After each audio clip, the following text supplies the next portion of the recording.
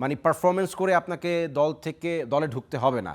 একজন মানে ওই পজিশনের পার্টিকুলার পজিশনের একজন খারাপ খেলতে থাকবে, তখন অটোমেটিকলি আপনি বাইরে আছেন, আপনাকে ঢুকিয়ে দেওয়া হবে। তাকে নিয়ে আপনি প্রচুর ট্রল করতে থাকবেন। সৌম্যকে 3-এ নামানো হলো, আমার কাছে মনে হয় কুফাটা সৌম্যর উপরে গিয়ে পড়লো, শান্ত 4-এ নেমে গেলেন, তখন থেকে তিনি রান পাওয়াটা শুরু করলেন। বাংলাদেশ কি তাদের ওয়ানডে সিরিজের বেস্ট ফর্মে ব্যাক করলো, কি মনে করছেন?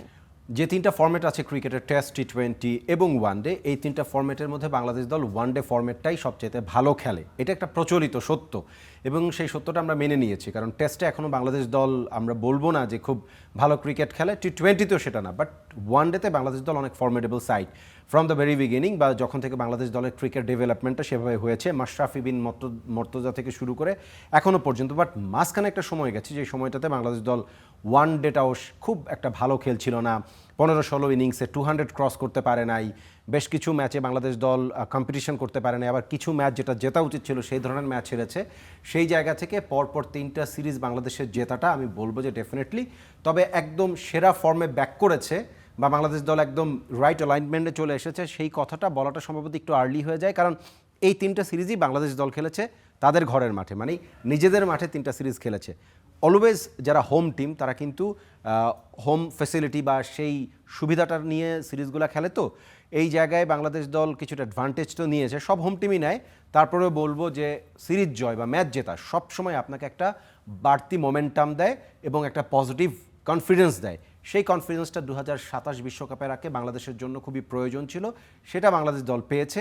এবং আমার কাছে মনে হয় যে এখন যে শেপটা বাংলাদেশ দলের হয়েছে, এই শেপটাকে নিজেদের ঘরের মাঠ ছাড়া এটাকে বিদেশে নিয়ে যেতে হবে। বাংলাদেশের বেশ কয়েকটা আপকামিং সিরিজ আছে, সেখানে অস্ট্রেলিয়া, সাউথ আফ্রিকার মতন বড় অপোনেন্টের বিপক্ষে বাংলাদেশকে তাদের মাটিতে গিয়ে খেলতে হবে।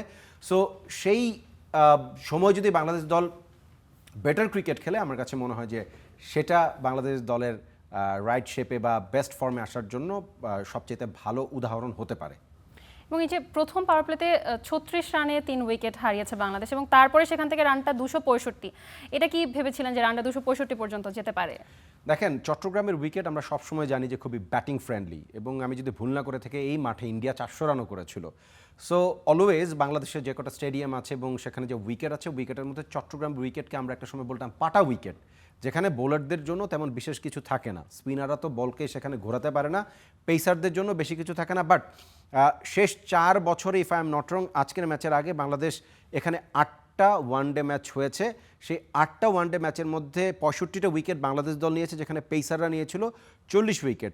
সো এই রকম উইকেটে কিউই পেসাররা বা ব্ল্যাক ক্যাপস পেসাররা তারা কিন্তু যথেষ্ট ভালো। আমার কাছে মনে হয়েছিল যে যখন বাংলাদেশ দল পাওয়ার প্লেতে উইকেট হারিয়ে ফেলেছে, সেই সময়টাতে যে দুজন ব্যাটার উইকেটে ছিলেন, একজন নাজমুল শান্ত, একজন লিটন দাস, দলের খুবই ভাইটাল দুটা ক্যারেক্টার, খুব ভাইটাল দুজন ব্যাটার, দলের মোস্ট সিনিয়র ক্যাম্পেইনার, এই দুজনের উপরে আমি তাকিয়েছিলাম যে তারা একটা পার্টনারশিপ করতে পারে কিনা। এবং তারা 160 রানের একটা দুর্দান্ত পার্টনারশিপ করেছে 4th উইকেট জুটিতে, এবং এটা নিউজিল্যান্ডের বিপক্ষে 4th উইকেট জুটিতে বাংলাদেশের record partnership. It was a fantastic cricket, specially সেই সময়টাতে তারা যেইভাবে খুবই ক্যালকুলেটিভ রিস্ক নিয়েছে। আপনি দেখেন 160 রানের পার্টনারশিপ 178 বলে, খুবই ক্যালকুলেটিভ। কারণ আর্লি আপনি যখন উইকেট হারিয়ে ফেলেছেন, তখন কিন্তু উইকেট যতই ব্যাটিং ফ্রেন্ডলি হোক না কেন, সেখানে আপনাকে আগে সেটেল ডাউন করা লাগে, এবং দুজন ব্যাটারি কিন্তু সেখানে সেটেল ডাউন করেছেন। তারা বলের মেরিট অনুযায়ী ব্যাট করেছেন। 160 রানের পার্টনারশিপে তারা 124 রান নিয়েছেন হচ্ছে স্ট্রাইক রোটেট করে, তার মানে বাউন্ডারির বাইরে তারা দৌড়ে রান নিয়েছেন 124। একটা কথা আপনার সবসময় বলি যে বাংলাদেশ প্রচুর ডট বল খেলে, এই ম্যাচও বাংলাদেশ দল মেবি 43-44% ডট বল খেলেছে, তারপরেও অন্যান্য ম্যাচের তুলনায় কম্পারেটিভলি বেটার, কারণ রানিং বিটুইন দ্য উইকেট খুব ভালো ছিল ওই সময়টাতে, স্পেশালি আপনার 10 থেকে 40 ওভারের সময়টাতে।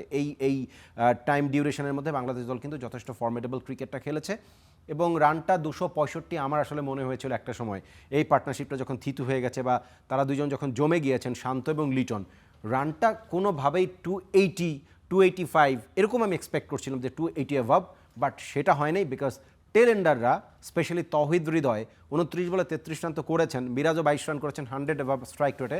বাট একটা জায়গায় আমার কাছে মনে হয়েছে যে ক্যালকুলেশনে ভুল হয়েছে, স্পেশালি আমরা এটা রিপোর্টেও দেখছিলাম যে তাওহিদ হৃদয় শেষ ওভারগুলোতে যখন গিয়েছেন, টেল এন্ডারদের নিয়ে যখন ব্যাট করছিলেন, শেষ 2 ওভারে বাংলাদেশ মাত্র 9 রান নিয়েছে। বাট তাওহিদ হৃদয়ের মতন একজন সেট ব্যাটার এবং বাংলাদেশ দলের মানে ওয়ান ডেতে সবচেয়ে ধারাবাহিক ব্যাটার, তিনি রানটাকে 280 পর্যন্ত নিয়ে যেতে পারেননি, শেষ 2 ওভারে মাত্র 9। তার কারণ হচ্ছে ক্যালকুলেশনে ভুল। তিনি শেষ বলে 49 ওভারের শেষ বলটাতে 2টা রান নিয়েছেন। যদি তিনি 2টা রান না নিয়ে মুস্তাফিজকে স্ট্রাইক না দেন তাহলে ওই প্রান্তে কিন্তু 6টা বলের জন্যই তিনি স্ট্রাইকে থাকতে পারতেন। এবং এর আগে আরও 2-3বার 2 ওভার 3 ওভার এরকম ঘটনা ঘটেছে যে তিনি শেষ বলে রান করেন নাই অথবা আপনার স্ট্রাইক রোটেট করেন নাই, যেখানে তিনি স্ট্রাইকে যেতে পারতেন। আমার কাছে মনে হয়েছে এইখানে বেশ কিছু ক্যালকুলেশনের ভুল, এবং তাহিদ হৃদয়ের মতো একজন স্মার্ট ক্রিকেটারের কাছ থেকে এই জিনিসটা হবে, এইটা আমার কিন্তু একটুখানি আমার দৃষ্টিকটুও লেগেছে। এবং আমার কাছে আমি একটু অবাক হয়েছি যে তাহিদ হৃদয়ের মতো স্মার্ট ক্রিকেটার, ধারাবাহিক পারফর্মার, দলের সেরা পারফর্মারদের একজন, তিনি এটা কিভাবে করতে পারলেন? আমরা যদি একটু শান্ত পারফরমেন্সে আসি, আগের ম্যাচে তিনি 50 করেছেন এবং এই ম্যাচেও তিনি কিন্তু একটা সেঞ্চুরি করেছেন এবং 20 ইনিংস পরে তার এই পারফরমেন্স, শান্তর পারফরমেন্সকে আসলে আপনি কিভাবে রেট করবেন? টপ নচ, মানে simply top notch. Najmul Hossain Shanto এবং লিটন দাস, আমি একটু আগে বললাম যে খুবই ভাইটাল ক্রিকেটার। 2027 বিশ্বকাপে বাংলাদেশ যদি ভালো কিছু করতে চায় তাহলে এই দুই সিনিয়র ক্যাম্পেইনারের উপরে বাংলাদেশ দলের সম্পূর্ণভাবে ভরসা রাখতে হবে। নাজমুল শান্ত লিটনের পার্টনারশিপ যেমন 160 রানের, নাজমুল শান্ত একটা দারুণ সেঞ্চুরি করেছেন, আপনি বলেছেন 20 ইনিংস এবং 25 মাস পরে। আপনাকে একটু যেতে হবে সেকেন্ড ওডিআইতে। সেকেন্ড ওডিআইতে তিনি 50 রান করেছিলেন, যথেষ্ট ভালোই খেলছিলেন দেখে মনে হয়েছে, কারণ এর আগে টানা 13 ইনিংসে তার কোনো 50 ছিল না। আমরাই প্রতিবেদন বানিয়েছিলাম যে নাজমুল শান্ত কি শেষ পর্যন্ত দল থেকে বাদ পড়বেন, এমন একটা সিচুয়েশনে চলে এসেছিলেন তিনি। এবং সেই 13 ইনিংসের মধ্যে 4বার আবার শূন্য, মানে 14-15 ইনিংসে 4বার 0 রানে আউট হয়েছেন। সব কিছু মিলিয়ে তার রানটা 200 ক্রস করে না। সেই জায়গা থেকে সেকেন্ড ওডিআইতে তিনি একটা 50 করেছেন। আনলাকি, সেই সময় ইনজিউর্ড হয়ে তাকে মাঠের বাইরে চলে যেতে হয়েছে। থার্ড ওডিআই খেলতে পারবেন কিনা সেটা নিয়ে কিছুটা প্রশ্ন দেখা দিয়েছিল। ফাইনালি তিনি খেলেছেন এবং শুধু খেলেন নাই, জিতেছেন, মন জিতেছেন। ওই নাজমুল শান্তকে নিয়ে একটা কথা আছে যে তাকে নিয়ে আপনি প্রচুর ট্রল করতে থাকবেন, প্রচুর ট্রলিংয়ের শিকার হয়েছেন তিনি। এবং মানে মূলধারার গণমাধ্যম, টেলিভিশন, পত্রিকাতে তাকে নিয়ে বিস্তর লেখালেখি হয়েছে। যখনই তিনি ট্রলিংয়ের শিকার হন, যখন তাকে লর্ড বলে ডাকা হয়, যখন তাকে মানে পারফর্মার হিসেবে একদমই গোনা হয় না, সেই সময়টাতে তিনি খুবই দুর্দান্তভাবে কামব্যাক করেন। সে জানে কিভাবে কামব্যাকটা করতে হয়। রাজশাহী ওয়ারিয়ার্সের হয়ে তিনি বিপিএল খেলেছিলেন, ওয়ারিয়ার্স ক্যাপ্টেন ছিলেন। আমি তাকে খুব কাছ থেকে দেখেছি, যখন দলের প্রয়োজন একটা সেঞ্চুরি করে দিয়েছিলেন। সাচা সিজনড ক্যাম্পেইনার নাজমুল শান্ত একটা দারুণ সেঞ্চুরি করেছেন। এই আত্মবিশ্বাসটা বাংলাদেশের জন্য খুব দরকার ছিল। স্বস্তির একটা সেঞ্চুরি তার নিজের জন্য, বাংলাদেশ ক্রিকেটের জন্য ভেরি ইম্পর্ট্যান্ট, খুবই ভাইটাল। তিনি সেটা করেছেন, তাকে কংগ্রাচুলেট করতে চাই। একই সাথে এই ধারাবাহিকতাটা, এই যে 50 পরবর্তী ম্যাচের সেঞ্চুরি, শান্ত এরপরের আরও বেশ কিছু ইনিংসে এরকম কুইক সেঞ্চুরি করুক, এটা তার ক্যারিয়ারের 4th।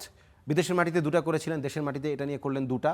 লম্বা যে গ্যাপ হয়ে যায় শান্ত, সেই গ্যাপটা যেন না হয়। তিনি ধারাবাহিকভাবে এরকম সেঞ্চুরি করতে থাকুন, রান করতে থাকুন, যেটা তার নিজের ক্যারিয়ারের জন্য এবং বাংলাদেশের জন্য একটা দারুণ ব্যাপার হবে। শান্ত 25 মাস পরে আবার সেঞ্চুরি করলেন, একই রকমভাবে কিন্তু 2023 সালের পরে লিটন দাসের 50। এটা তো শান্ত এবং লিটন দাসের এই পার্টনারশিপটা, এটা আসলে কতটা জরুরি? জরুরি তো অবশ্যই, মানে কতখানি জরুরি সেটাই ম্যাচে যখন আপনি সিরিজ জিতেছেন, রানটা যখন 265 হয়েছে, তখনই বোঝা গেছে যে তাদেরকে আসলে খেলতে হবে। যখন বাংলাদেশ দলের বড় কোনো স্কোর করতে হবে, সিনিয়রদেরকে সেই দায়িত্বটা নিতে হবে। তারা এই ম্যাচে নিয়েছেন। লিটন দাস আনলাকি 76 করে আউট হয়ে গিয়েছেন। তিনি যখন ক্রিকেটটা খেলেন প্রথম ওয়ানডেতে, বাংলাদেশ দল হেরেছিল 26 রানে, তিনি 46 রান করে আউট হয়ে গিয়েছিলেন।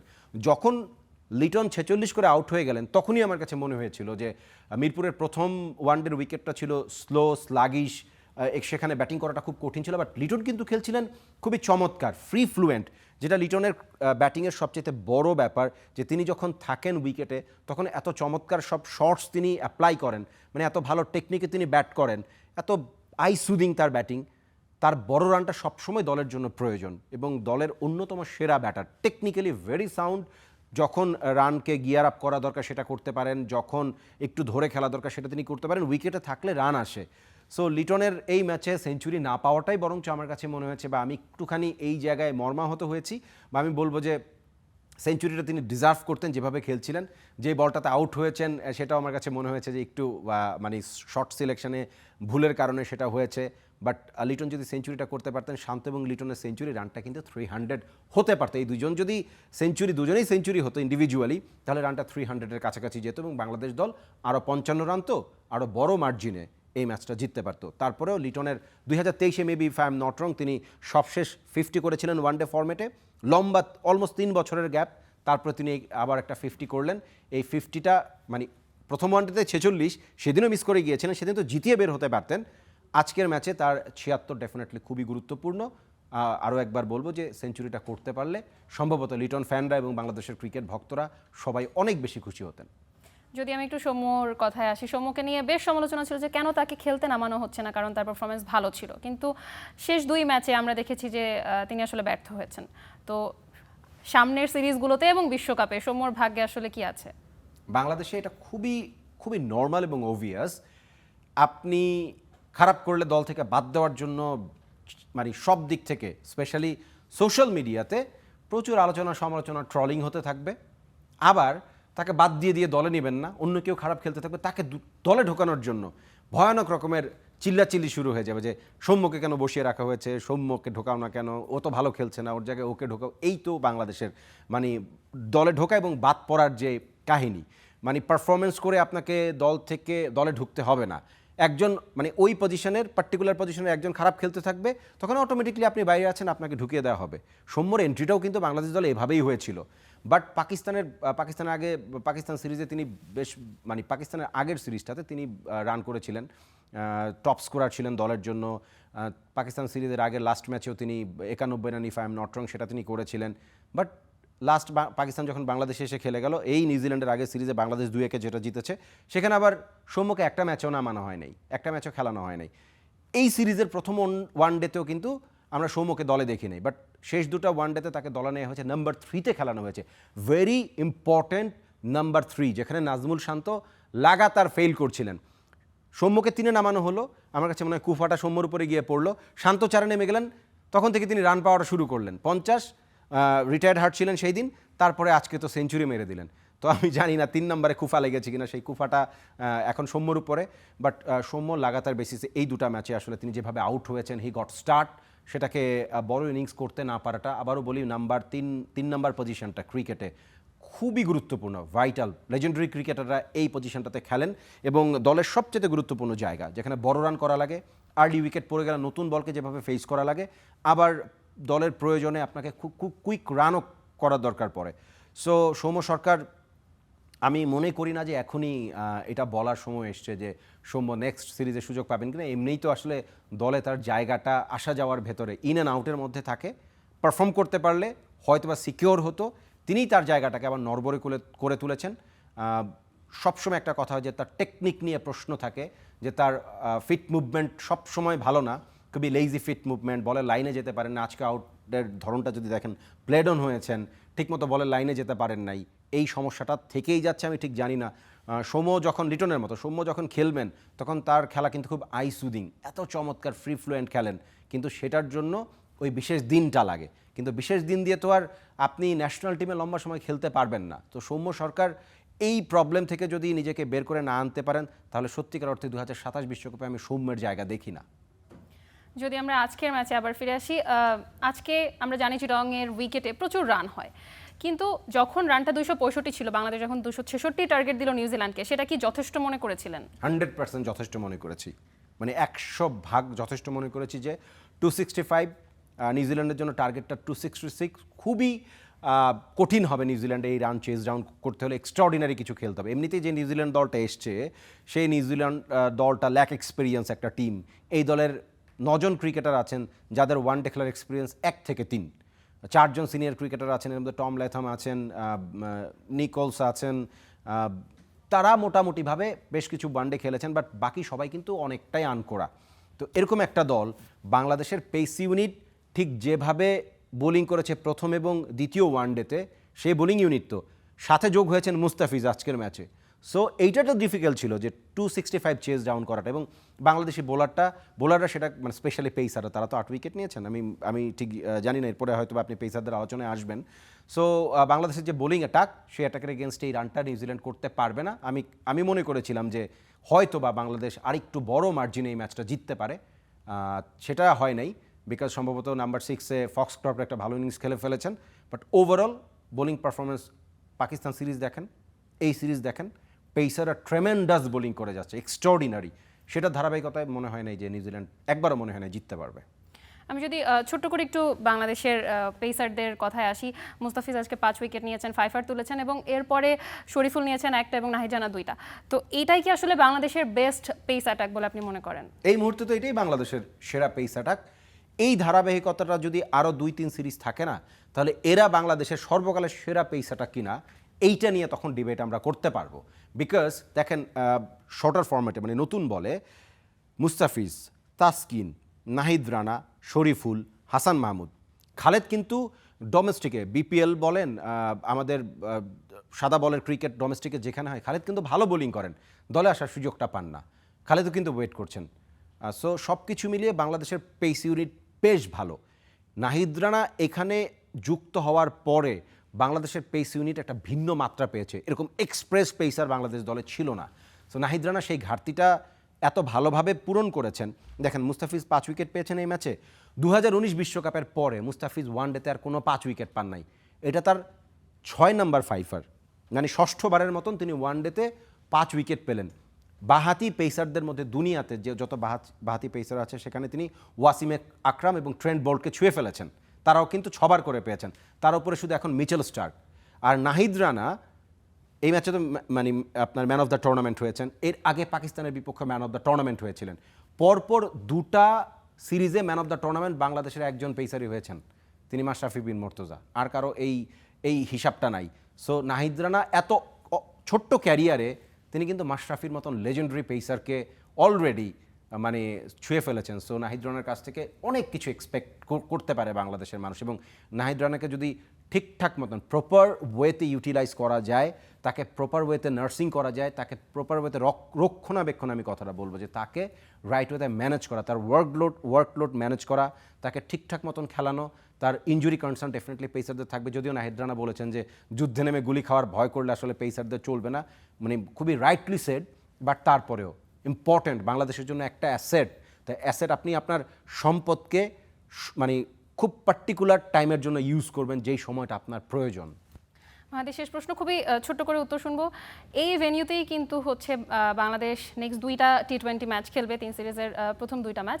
তো আসলে ওয়ানডের পরে টি20 সিরিজ আসলে বাংলাদেশের সাথে কি হতে যাচ্ছে, কি মনে করছেন? ওয়ানডে সিরিজটা বাংলাদেশ দল জিতবে। আমার কাছে ধারণা ছিল যে নিউজিল্যান্ডের এই দলটাকে বাংলাদেশের 3-0-তে হারানো উচিত ছিল, হোয়াইট ওয়াশ করা উচিত ছিল। বাংলাদেশ অনেক এক্সপেরিয়েন্স টিম নিউজিল্যান্ডের তুলনায়, but T20 format different ball game, 20 ওভারের ক্রিকেট।